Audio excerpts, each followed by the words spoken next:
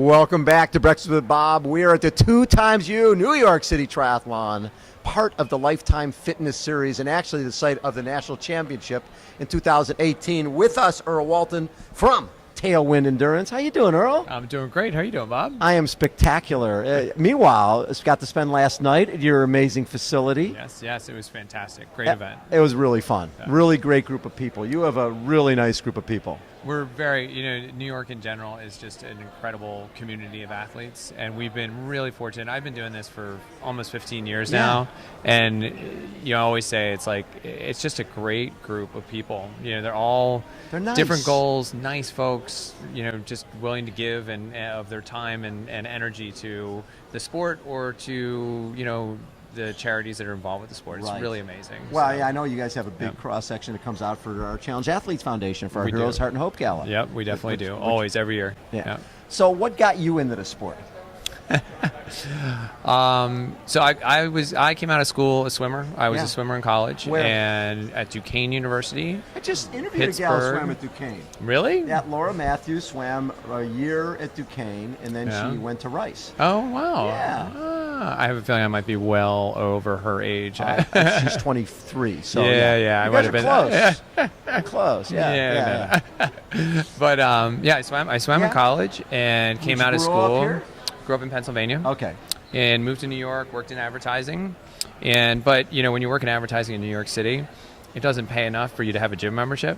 So what you do is you go to the local masters team and you become a swim coach. And then you get a free pass on the swim practices. So a little trick there for you young graduates out there. There you go. So I started coaching a master's team and swam for a bit, worked in advertising. Lots of different things. 9/11 came, jobs got short. Yes. I lost my job and I was looking and, funny thing is I became a swim coach, a full-time swim coach, which led me to the sport of triathlon, which led me to these crazy people that were, at that time, it was the Leukemia and Lymphoma Society. Yes, it was. Team in training. Team in training was a massive force in the sport. And I was a swim coach, and I was strictly a swim coach. I had no desire to do a triathlon. And you had not done one? I had never done one. Okay. I was just there to help them get through the water. And, the people, the energy, the two guys that were leading it, my friends Scott and Ross were leading that at that time. They were just amazing, and it was inspirational. And they got me in. I did a race. I did a triathlon. Next thing I know, I was in Lake Placid lining up for my first Ironman, and 15 years later, I'm sitting here with Breakfast with Bob. That's pretty cool. That is really cool. So you were never tempted to go back into the whole advertising world?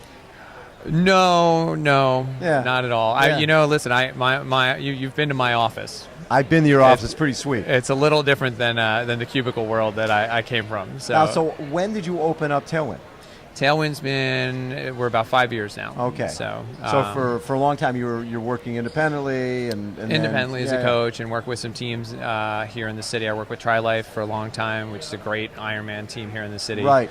And then I've training in Central Park is amazing. New York is one of those places people go, I can't believe you train there, but honestly, it's a really great place to train for you're those so types of close, events. right, to Central Park. And we're a block and a half from Central Park. So people can, and I'm sure that was a big part of why you rented there. Yes, definitely. That was a big draw to that space. We were we do bricks right out the front door. What I love too is I see all these bikes hanging in there. Yes. And when you start thinking about how small people's apartments are, to store a bike in New York City and having a location like yours to store it at, that's huge. It's huge, and it's an awesome thing. I mean, I love it because my walls are decorated with beautiful bicycles. So, yes, they are. But it is huge. I mean, I can remember I had a 4-month-old son and a 4th floor walk up with 4 bikes between my wife and I.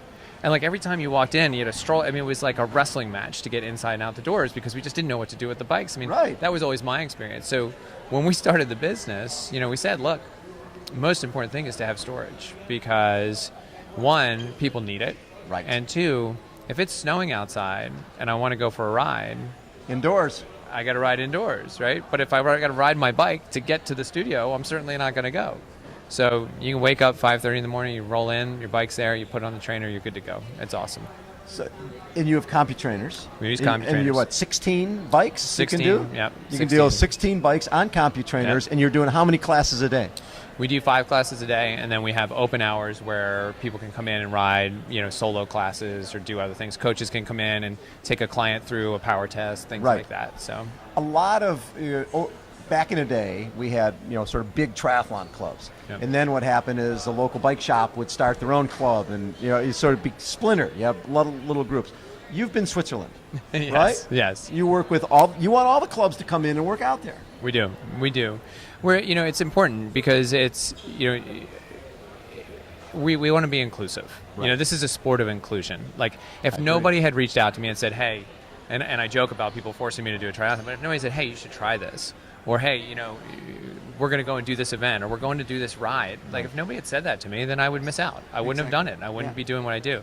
And, that's our goal, is we want to make sure that people don't feel like there's a barrier to the entry. Like, this sport does amazing things for people. I've seen it. You've seen it. You know this. We've talked about this.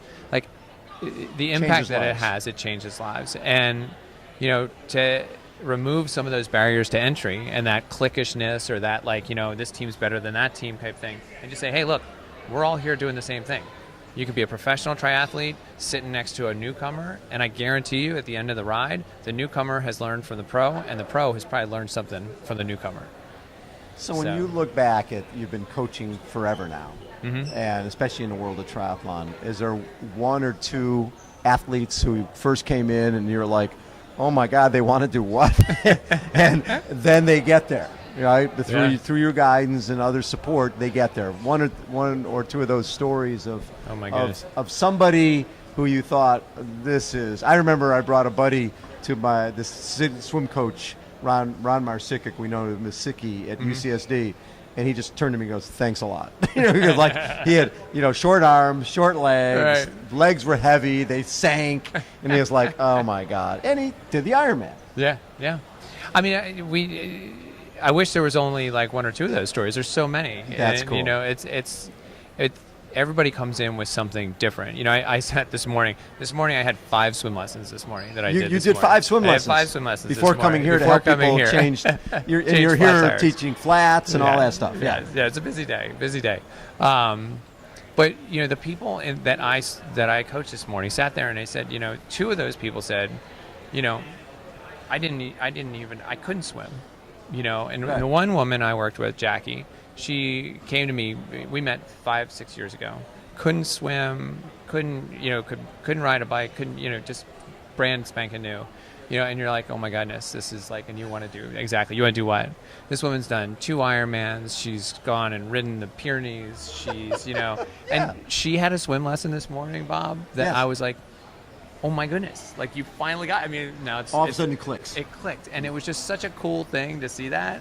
And just, the head popped up out of the water and was like, I just did what? I did it, right. And so it's those are the cool stories, and they happen a lot, which is really fun. Makes the days go. The other thing here, you've got people, like you said, some people are holding on to an advertising job, but then you've got some guys who are big-time CEOs. And this is an equal opportunity abuser, right? This sport doesn't care. Yeah. It doesn't care what you got in the bank. Mm-hmm. It doesn't care that you got a VO2 max of whatever. Doesn't matter. Right? That's the cool part about That's the best part of it. We used to, when I coached with my Tri-Life team years ago, we had 2 great guys that used to just beat the heck out of each other in every run practice. Yeah. Neither one of them would give up. Tenacious, great athletes. One guy was a CEO, and one guy was a dog walker.